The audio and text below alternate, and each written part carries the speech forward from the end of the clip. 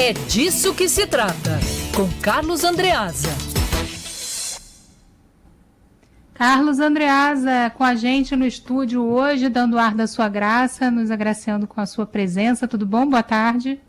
Oi, Isabelle, tudo bem com você? Luana, ouvimos agora Amanda Martins. Vocês sabem que eu fui vítima da chuva hoje, né? Porque é mesmo, Andreasa? Vítima, bom, longe de ter algum prejuízo, né? A não ser para o meu almoço. É verdade. Não, a gente acompanhou aqui.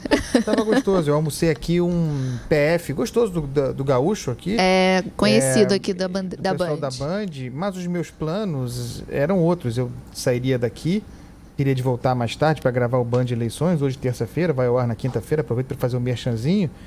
Quinta-feira, meia-noite. Mas, de fato, saí da Band ao fim da primeira edição.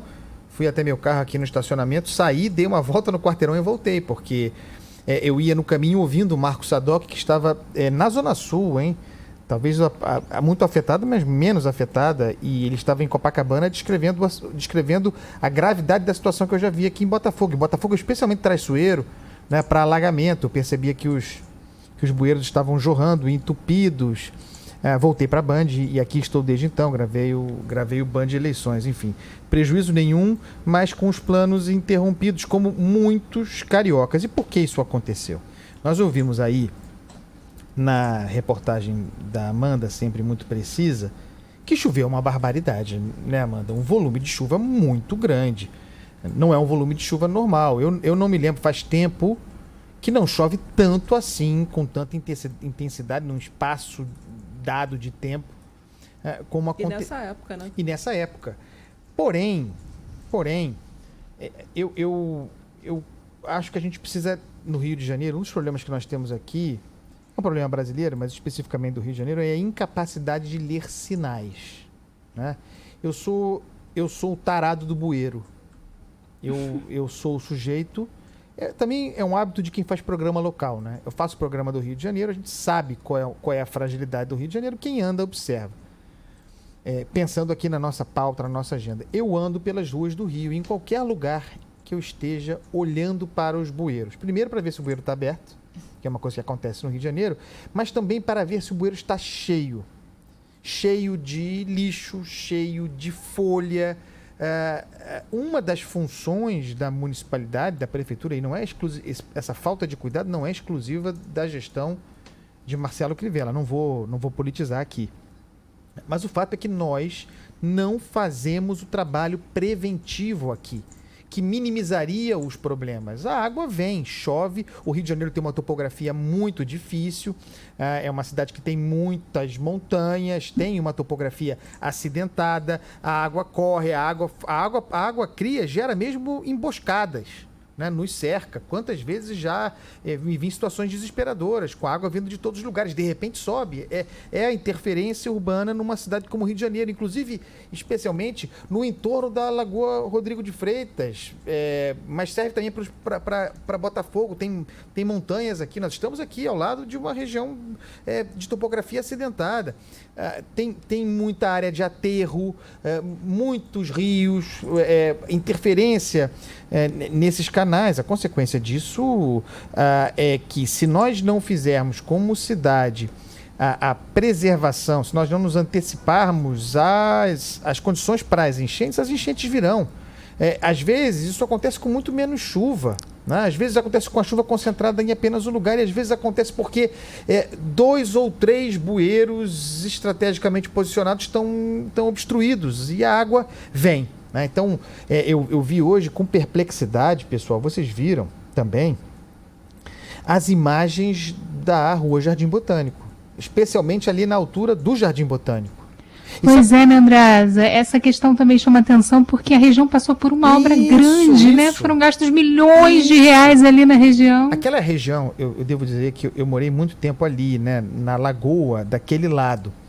Então, eu andava muito por ali, e ali é uma região difícil, porque ela tem a lagoa, né? Tem áreas de aterro, que é um negócio delicado, né? Aterro. Muita água concentrada ali. Você tem água que desce da Gávea, você tem água que desce da região ali do Horto, E muitos rios desviados, muitos canais passando por ali. É uma região difícil, tem que haver uma manutenção permanente daquelas galerias. E houve essa obra que nós cobrimos aqui na primeira edição, reclamação minha, a obra demorou meses, ficou parada. Ela começou no início da pandemia, demorou para ser concluída, era uma obra necessária para melhorar as qualidades daquelas galerias, exatamente para melhorar a capacidade de escoamento dessa água que vem de todos os lugares, conforme eu descrevi aqui agora, e a minha impressão é de que a obra foi feita e de que a situação piorou. Piorou, é como se a obra... Eu não estou fazendo nenhuma afirmação técnica aqui, estou fazendo uma leitura do que eu vi. É a impressão de que a obra transformou aquela rua Jardim Botânico, em impermeável. A água não tinha para onde escoar. E se concentrou, e foi mesmo assustador.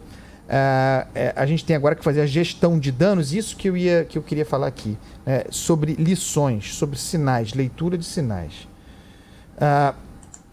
Não foi uma chuva como aquelas que nós estamos acostumados no verão. Foi uma chuva violenta, típica de verão, acontecendo antecipadamente, ainda em setembro, primavera. Nós precisamos fazer a leitura de que, diante disso, se nós não nos prepararmos, se nós não começarmos a cuidar agora, manutenção simples dos nossos bueiros, se nós não cuidarmos das nossas galerias, o verão virá com chuvas talvez menores do que essa, mas mais frequentes, e o caos se instalará entre nós. É preciso fazer a prevenção. Basta prevenção, pelo menos para minimizar os impactos, pessoal. Isabelle... Pois é, Andrés, pelo menos a gente não está falando aqui agora de mortos, né? A gente está falando aqui agora de prejuízos, de transtornos, mas se a gente não tomar as medidas necessárias para quando o verão chegar e essas chuvas, né, serem mais frequentes, a gente vai voltar a falar dessa situação, né? Porque é o que acontece, quando a gente não toma as medidas necessárias, alguém acaba chorando seus mortos diante disso, e o Rio de Janeiro já tem um histórico bem comprido, né, de famílias abaladas e sofrendo por causa da questão da chuva. Então a gente tem que aproveitar, vamos dizer que é um alerta, né?